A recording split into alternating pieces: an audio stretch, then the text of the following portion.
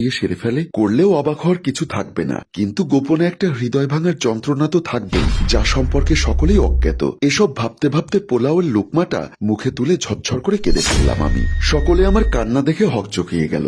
একমাত্র আহসানকে দেখলাম আমার দিকে তাকিয়ে আলতো করে হাসলো। আমি বোধহয় সেই মুহূর্তে খুন হয়ে গিয়েছিলাম। আহসানের সঙ্গে আমার একান্তে কথা হয়েছিল সন্ধ্যায়। আহসান তার খয়েরি ঠোঁটে দুষ্টু হাসি ঝুলিয়ে বলেছিল, মৌরি তুমি তখন কাঁদছিলে কেন? আমি অপ্রস্তুত মুখে বলেছিলাম, কাঁদিনি তো, ঝালে চোখে পানি এসে পড়েছিল। আহসান ঝুঁকে এসে একটু আস্তে বলল, ঝাল কোথায় লেগেছিল মনে?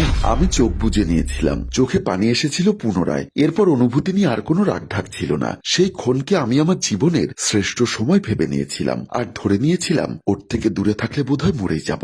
হায়, ভাগ্যের কি নির্মম পরিহাস। এরপর কতগুলো বছর ওকে ছাড়া দিব্যি বেঁচে আছি। আহসানের সঙ্গে আমার প্রেমের স্থায়িত্ব ছিল মাত্র 1 সপ্তাহ। ওর ফ্লাইটের আগে একটা সপ্তাহ আমি বহু কায়দা কানুন করে ফুপির বাড়িতে রয়ে গিয়েছিলাম। অপক্ষ বুদ্ধি, অপক্ষ অনুভূতির জোয়ারে উথাল পাথাল মন আমার। আহসানকে হারানোর ভয়ে কাটা হয়ে থাকতাম, যেন কত যুগ পুরনো প্রেম আমাদের। এমন সুরে বলতাম, মৌরি তো দেশে গেলে আমায় ভুলেই যাবে। আহসান আমার হাত ধরে বলল, তুমি আমার মনের মাঝেই থাকবে, ভোলার তো প্রশ্নই আসে না। আমার কেন জানি আহসানের কথা বিশ্বাস হতো না, কারণ ওর মেধা, যোগ্যতা ও রূপের প্রতি মেয়েদের দৃষ্টি সদা তীক্ষ্ণ থাকতো। একদিন বড়দের আড্ডায় কথা উঠেছে। ফুপি বললেন, ছেলে দূরে পাঠাচ্ছেন ভাবি, যদি আর না ফেরে সাদা চামড়া বিয়ে করে বসত গড়ে ও দেশে। আহসানের মা তখন আত্মবিশ্বাসের সাথে বললেন, আমার ভাইয়ের মেয়েটা আর একটু বড় হলে ধরে পানচিনি করিয়ে ফেলবো। রোজা তো পরের বছরই কানাডায় যাবে, দুটিতে কাছাকাছি থাকলে আমার আর চিন্তা নেই। রোজা আপু আমার চেয়ে 2 বছরের বড়, আহসান ভাইয়ার কাজিন। এই মেয়েটির প্রতি আহসান ও তার পরিবারের স্নেহ আমার মনে হুল ফোটাতো। সে দেখতে সুন্দরী, উচ্চবিত্ত পরিবারের মেধাবী মেয়ে। সেই থেকে আমার মাঝে অনিশ্চয়তা কাজ করতে থাকে। নিজেকে অযোগ্য ভেবে আহসানের থেকে অভিমানে সরে যেতে চেষ্টা করি। আহসান আমার অবহেলা সহ্য করতে পারল না। সে যে আমার প্রতি লয়াল তা প্রমাণ করতে হুট করেই দুজনে সিদ্ধান্ত নিলাম গোপনে সম্পর্কের স্বীকৃতি দেব, যেন দূরে গেলেও একজন আরেকজনের সাথে থাকি। প্রসঙ্গত আমার বয়স তখন 16 এবং আহসানের 19।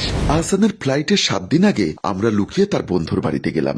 বিয়ের ব্যবস্থা আহসানই করেছিল। আমি তখন আতঙ্ক ও উত্তেজনার ঘোরের মাঝে ছিলাম। বিয়েটা কিভাবে হয়েছিল কিংবা আদৌ হয়েছিল কিনা ঠিক মনে করতে পারি না। শুধু মনে আছে আহসান যখন বলল আমাদের কেউ আলাদা করতে পারবে না, তখনই বাড়ি থেকে ফোন আসে আর আহসান আমাকে একা ফেলে চলে যায়। এরপর ওর সঙ্গে আমার আর দেখা হয়নি, কথাও হয়নি। সেদিন লুকিয়ে বাড়ি থেকে বের হবার ঘটনাও কেউ জানতো না। তবে সেই ঘটনার প্রভাব আমার উপর কতটা পড়েছিল তা যদি এক বাক্যে বলি, আমি এসএসসিতে ভয়ানকভাবে খারাপ ফলাফল করেছিলাম। আমার বান্ধবীরা যখন গোল্ডেন নিয়ে লাফালাফি করছে, তখন আমি ঘরের কোণে মুখ লুকিয়ে কাঁদছি, বাবা মায়ের বকা শুনছি। সেই ধাক্কার পর থেকেই নিজেকে পরিবর্তনের তাগিদ অনুভব করি। আবেগের পায়ে বেরি পরিয়ে দেই, তারপর পেরিয়ে